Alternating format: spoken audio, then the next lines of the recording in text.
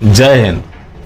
नरेंद्र मोदी जी अकेले पड़ गए, ये मैं नहीं कहता, मास्टर स्टॉकवादी कहते हैं। अफगान से शरणार्थियों को भी बुलाया जा रहा है। 400 लोग आए, हिंदू सिख भी आए। जानते हैं कितने? उस 400 में से मात्र 23, वो भी हिंदू सिख मिलाकर। अब इसको लेकर जब मास्टर स्टॉकवादियों से आप पूछेंगे तो उनका यही तर्क होता है कि मोदी जी अकेला पड़ गए, जिहादियों और वामपंथियों ने उनके ऊपर दबाव बना रखा है। सोचिए, जिसके पास 302 सीट, जिसके पास तीनों सेनाएं, पूरा सिस्टम, पूरे देश का बागडोर, वो आदमी झुक गया है। साथ में ये भी कहते हैं कि देश आज मजबूत हाथों में है। 302 सीटें, पूरे देश का बागडोर, देश भी मजबूत हाथों में, और प्रधानमंत्री इतना विवश भी। नरेंद्र सिंह खालसा, इनको आपने देखा होगा, ये मेंबर ऑफ पार्लियामेंट थे अफगानिस्तान में। यहां पर क्या लेकर आए? रोते हुए इतना ही कहा था कि पिछले 20 सालों में जो कुछ भी कमाया सब कुछ छोड़कर चला आया। अभी नरेंद्र सिंह खालसा यहां पर क्या करेंगे? अभी तो ये शरणार्थी बनकर रहेंगे। अभी नागरिकता कब मिलेगी इसका पता नहीं है, क्योंकि सीए लागू नहीं हुआ। ये क्या करेंगे? ज्यादा से ज्यादा कहीं रेडी लगा सकते हैं, एक मेंबर ऑफ पार्लियामेंट। अब आप कहेंगे कि वो तो इस्लामिक कंट्री था, निकल गए, लेकिन वो भी एक समय हिंदू कंट्री था। भारी संख्या में हिंदू रहते थे, जैसे कि आज भारतवर्ष में है। और यही अफगानिस्तान भारतवर्ष आज से 20 साल बाद होने वाला है। दूसरे हैं ये farmer IT and communication minister Syed Sadat, Germany में पिज्जा डिलीवरी कर रहा है। इनका देश था, फिर भी इनको छोड़कर भागना पड़ा। अब मैं पूछता हूं आम हिंदुओं से कि आप कहां जाओगे, इंक्लूडिंग मी, कि हम कहां जाएंगे? रही बात इन नेताओं की, तो जितना आप मास्टर स्टॉक ढूंढना है ढूंढ लो। भारत के नेता बड़े चालाक हैं, सब फॉरेन में सेटल हो जाएंगे, लेकिन बाकी लोगों के साथ क्या होगा? चलो, मरना एक अलग बात है, वो तो हर किसी के साथ होना है, लेकिन जो बंगाल में हुआ वो अपनी आंख के सामने देखेंगे, चाहे वो किसी की भी बहन हो, तो शायद वो झेल पाना मुश्किल होगा।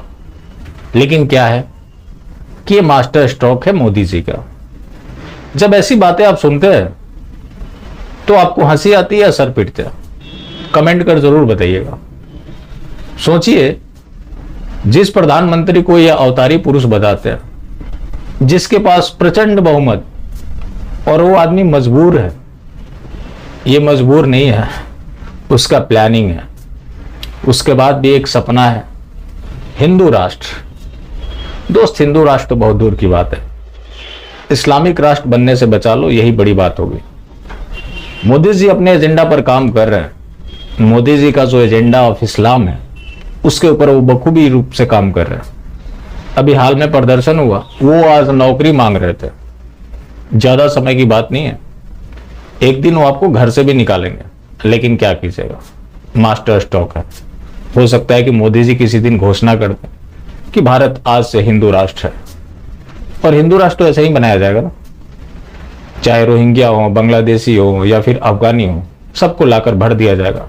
और एक दिन हो सकता है कि मोदी जी ये घोषणा कर दे कि आज मित्रों, आज से मैं भारत को हिंदू राष्ट्र घोषित करता हूं। देखिए, 9 राज्यों में हिंदू माइनॉरिटी हो गया, सारी अत्याचार हिंदुओं के खिलाफ, लेकिन फिर भी हिंदू राष्ट्र बनेगा। और मोदी जी, इनके हाथों तो मजबूर है, उनको सपोर्ट कम मिल रहा है। जनता का सपोर्ट चुनाव में मिल गया था, उस सपोर्ट की कितनी कीमत जनता को चुकाना पड़ रहा है। खैर, आज बातें थोड़ी कड़वी जरूर लग रही होंगी, इसका बहुत नुकसान भी उठाना पड़ता है। जानते हैं क्यों? अगर हम बिजनेस पर्पज से यहां पे होते तो शायद हम ये काम नहीं कर रहे होते। अगर रोज 100 लोग नए जुड़ते हैं तो 50 पुराने लोग चले भी जाते हैं, क्योंकि सच कोई सुनना नहीं चाहता। और समस्या भी आजकल यही है, लोग वही सुनना चाहते हैं जो सुनना चाहते हैं, मतलब जो उनको पसंद है। जो ना पसंद है, कितनी भी अच्छी बात हो, क्या फर्क पड़ता है? एक शिकायत सबको होती है कि लोग सिलेक्टिव हो जाते हैं, जैसा कि वामपंथियों से भी होती थी। वही काम आज सो कॉल्ड राष्ट्रवादी भी कर रहे हैं। वो भी आधी अधूरी बात बताया करते थे जो उनके एजेंडा को सूट करता था। यही चीज आज सो कॉल्ड राष्ट्रवादी भी कर रहे हैं, जो इनके एजेंडा को सूट करता है वही बातें बताते हैं। फिर भी लोग, ये एक शिकायत होती है कि लोग निष्पक्ष नहीं है। निष्पक्ष बने भी तो कैसे बने, सबके पापी पेट का सवाल है। लेकिन क्या करें, हमारे पास पेट ही नहीं है। फिर मिलते हैं। जय हिंद।